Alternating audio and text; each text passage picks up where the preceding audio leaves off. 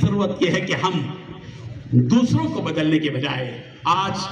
آج کے اس اجلاس میں طے کر کے اٹھیں، ہم خود بدلیں گے انشاءاللہ۔ ہمیں بدلنا ہے، ہم بدل جائیں گے، ہمارا ایمان مضبوط ہو جائے گا، ہمارا توکل مضبوط ہو جائے گا، اور ہماری اسلامی جو تعمیر پیغمبر نے کی تھی وہ تعمیر صحیح سالم رہیں گے، اور اس عمارت اسلام کی عمارت سے ہم مکمل طور پر جڑ جائیں گے۔ یاد رکھیے ان سالوں کا پتا پانی ہو جائے گا، طاقت ان میں نہیں ہے۔ جسم میں طاقت نہیں ہوتی، روح میں طاقت ہوتی ہے۔ ان میں طاقت نہیں، آپ میں طاقت ہے، پوری طاقت آپ کے اندر ہے۔ آپ کا ولولہ، آپ کا جوش، آپ کا انہماک، آپ کا اسلام اور مسلمانوں سے تعلق، آپ کا علماء دین سے تعلق، آپ کا مفتیان کرام سے تعلق، آپ کا مساجد سے تعلق، آپ کا مدارس سے تعلق، آپ کا خانقاہوں سے تعلق مضبوط جب ہو جائے گا، اور آپ ملت کے لیے کھڑے ہو جائیں گے، ملی مسائل کے لیے کھڑے ہو جائیں گے، انشاءاللہ ان کا پتا پانی ہو جائے گا، اور آپ غلبے کی طرف اپنا سفر جاری رکھیں گے۔ یہ وقت ہے کہ سب سے پہلے ہم سب کو طے کرنا ہے۔ میں ایک مثال دیتا ہوں، ہندوستان کی برادری ہے سکھ برادری۔ یہ جو سکھ برادری ہے 2% ہے اس ملک میں۔ کتنے فیصد صاحب؟ ذرا بولیے 2%۔ تو اگر کمال یہ ہے کہ وہ 2% آبادی کا ایک آدمی بھی ایئرپورٹ پر بیٹھتا ہے یا چلتا ہے، پورا ایئرپورٹ چلنے لگتا ہے، سب کو پتا چلتا ہے کہ سردار جی بیٹھے ہوئے ہیں، سردار جی جا رہے ہیں، پلین میں ہوں گے سردار جی نظر آتے ہیں، مارکیٹ میں سردار جی نظر آتے ہیں، شاپنگ مال میں سردار جی نظر آتے ہیں، راستے میں سردار جی کی پگڑی نظر آتی ہے۔ افسوس جو پیغمبر نے ہم کو لباس عطا کیا تھا، جو وضاقتیں نبی نے ہم کو دی تھی، جو شعار پیغمبر نے ہم کو دیا تھا، جو لباس نبی نے ہم کو دیا تھا، 14% اس ملک میں ہم مسلمان ہیں، مگر نظر نہیں آتا کہ وہ 14% طبقہ کہاں بیٹھا ہوا ہے، کہاں چل رہا ہے، کس شاپنگ مال میں ہے، کون سی مارکیٹ میں ہے، کون سے اسٹیشن میں ہے، کون سے ایئرپورٹ پہ ہے۔ میں آپ کو مشورہ دینا چاہتا ہوں، بڑی عاجزی کے ساتھ، انکساری کے ساتھ، دل کی درمندی کے ساتھ میں آپ کو مشورہ دینا چاہتا ہوں۔ آج سے ہم سب طے کریں گے کہ ہم اس ملک میں اپنے اسلامی شاعر کے ساتھ زندگی گزاریں گے۔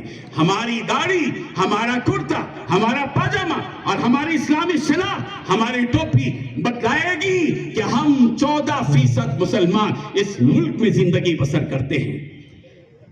اکثریت کی بنیاد پر بات ہوتی ہے صاحب، ہم بتاتے نہیں کہ ہم اس ملک میں ہیں۔ پورے 14% مسلمان مرد اور یہ عورتیں جو بے پردہ پھر رہی ہیں، مسلمان عورتیں بے حجابی کے ساتھ پھر رہی ہیں، یہ اگر پورے مسلمان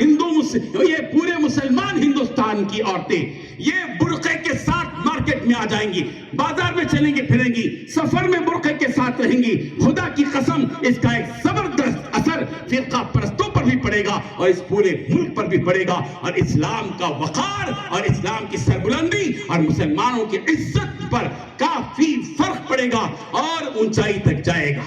یہ ایک مشورہ ہے۔ اچھا، ہم وقت کے سلسلے میں ماشاءاللہ جذبے کے ساتھ آئے ہیں،